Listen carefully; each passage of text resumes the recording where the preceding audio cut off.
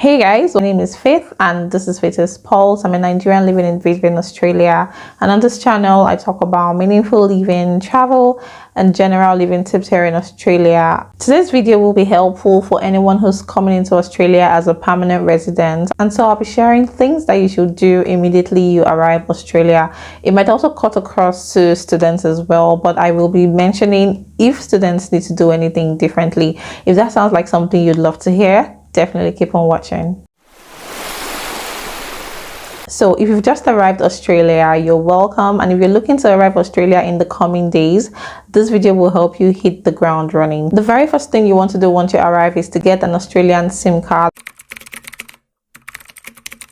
I know we have various social media platforms that we can use to inform our friends and family that we arrived safely, but you definitely need an Australian SIM card for when you start to apply for jobs, when you're looking for accommodation, and just for networking basically once you arrive Australia. So yeah, that should be first on your list. There are a number of service providers and I'll be putting them on the screen just so that you can know what options are available to you. I know that Leica Mobile is very helpful for anyone who intends to make lots of international calls. You should also bear in mind if you'll be making more calls or if you'll be using more data once you're in Australia. So those are things to look out for when you're trying to get a SIM card here in Australia. So these things are in no particular order, but the next thing you want to try and sort out is your bank account and your debit card as well. Now, once you're in Australia, you probably have money that you want to keep away. So a bank account is definitely helpful and useful if you ask me. You also probably will be getting a job soon and you need a place where your salary will be paid into. So that's where a bank account comes in as well. For your bank account, you need a means of identification. You need an address and a phone number. Of course, the amount that you want to deposit in the account. From my experience, you may be asked questions like if you pay tax in any other country. I was asked this question. I'm not sure why exactly, but yeah, I was asked that question. There are a number of bank options that you can go with. There's Commonwealth Bank, there's Suncorp, and lots of others that I'll be putting on the screen as well, so you know what options are available to you.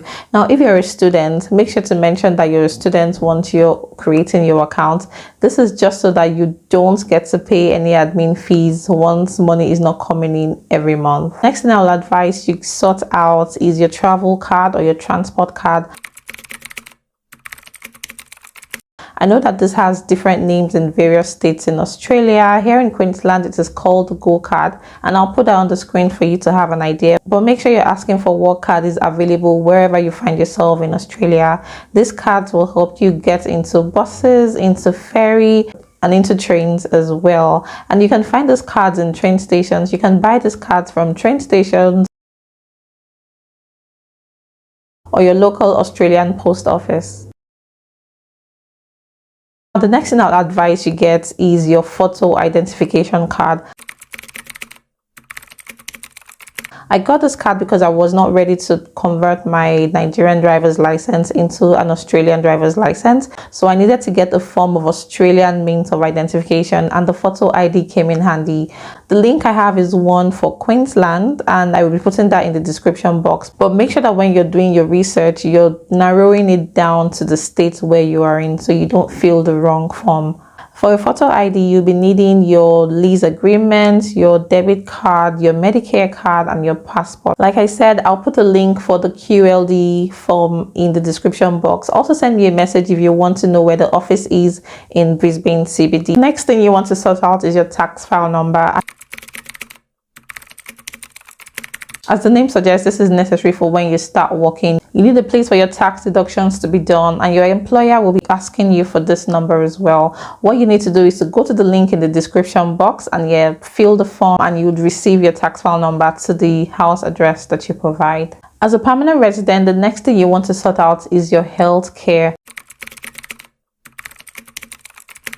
Now in Australia, permanent residents get the Medicare card. You can get this by visiting the Medicare office in your city. You have to do some research as well. If you want the address for the one in Brisbane, definitely send me an email as well and I'll find this for you. When visiting the Medicare office, you need to go with your permanent resident visa grant and your passport. Now, for the international students, you cannot use the Medicare card. You'd have to research what company provides insurance for students. Also, make sure that you're checking out what facilities are provided so that you're not paying for things that you will not be using. As a permanent resident, you're not coming into Australia mainly to study. So one thing I had to get was the unique student identifier. This is an individual education number for life, and it provides you with an online record of all the training you'll be doing while you're in Australia. The Unique Student Identifier, or USI, is usually administered by the Department of Education and Training. I may be wrong, but I think that the Unique Student Identifier is basically for anyone enrolling for a nationally recognized vocational and education training course while in Australia. For the USI, I'll put the link, the website in the description box and on the screen as well, so that you can have a look when you're ready. You basically just need a proof of identification to fill or to complete the USI form. While we're talking about USI, make sure that you also visit your university if you're coming in as a student to get your student ID. This is totally different from the Unique Student Identifier, okay? Finally, I would recommend the ABN, which is the Australian Business Number.